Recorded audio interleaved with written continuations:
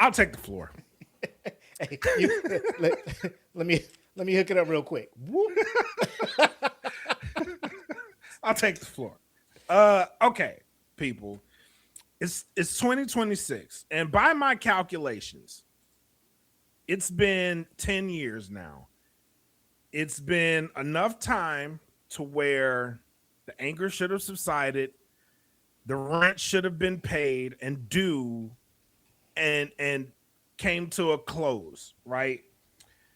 And people always talk about this TDS. Um, but I'm gonna introduce something to you guys. Okay, it's called the Obama obsessive hormone, or OO for short. Right? It's been 10 years since President Obama has been in the White House. Yet, what grinds my gears is we hear so much about him from people who want to outdo him. And let's just call it what it is. Let's just call this what it is. I'm going to be all the way real. If it wasn't for someone getting roasted at a White House correspondents' dinner, we would not be in this predicament. I want everybody to understand that. If it wasn't for the fact that someone who had in a show called The Apprentice got called out on said show because they were spouting lies, right? We would not be in this position right now today. This is how we got here because someone's feelings got so hurt, they were so sensitive that they had to outdo everything that this man does. And guess what? Spoiler for anybody who's not tracking, they failed at every turn, every single turn. All right. This is what's grinding my gears. Stand on your own 2 feet. Stop blaming everything on this man who hasn't been in the scene for 10 years.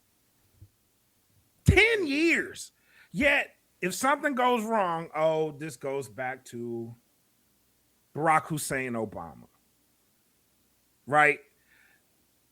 I ain't gonna go into everything political, but you get the message. If something goes wrong, it goes back to Barack Hussein Obama. Can we stop this? Can we get away from this? Can we leave these people alone? Finally, can we let their presidency be what it is? Great. Because it was. We're gonna crack down on some other stuff too, because this show is just me getting it all off my chest. Please stop being bitches about the subject. Stop being hoes about it. Your feelings got hurt. You trying to outdo the guy, you ain't gonna do it. And this is a message for everybody. Get out your feelings. Please get out of your feelings. Oh, but I didn't like what was his policies? It's been 10 years since you've seen a policy of his. Oh, he was divisive. This is 10 years ago, people. Why are we falling back on this? And it's like every single time, something like historic, it has to be historic. It has to be the best thing ever.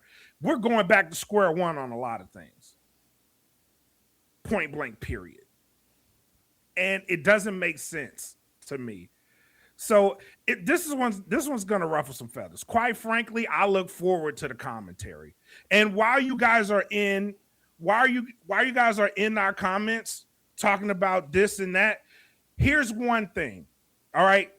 While you're typing and you're in your anger and you're being the snowflakes now, here's what I want you to do. All right. Find me one thing that Obama did that was worse than what this president is doing now. When you do that, write it down. We're all gonna Google it. We're all gonna check you on your lie, and we're gonna go on about our business. But until then, let this man's legacy live for what it was. Here's how double standard the thing has gotten, right? I saw something come out that says Obama threw a party for himself. Disregarding the fact that by last weekend, the front lawn of the White House was completely tore up. Look at it today. You spent $14 million on a pool that is peeling right now. Yet this man builds a library. He builds a library honoring his legacy, and you fly off the handle. Yet you mention none of this other stuff, right? Which, by the way, dummy, is coming out of your pocket. I'm gonna leave it alone. But this is what grinds my gears. Please let President Obama's legacy be what it is. Please. Can we do that? Can we find a safe space for your feelings to throw the blame where it needs to go currently? Because we're talking, this is like practice. We're talking about practice, not the game. Not what's happening right now. Not the stuff that actually matters. We're talking about 10 years ago.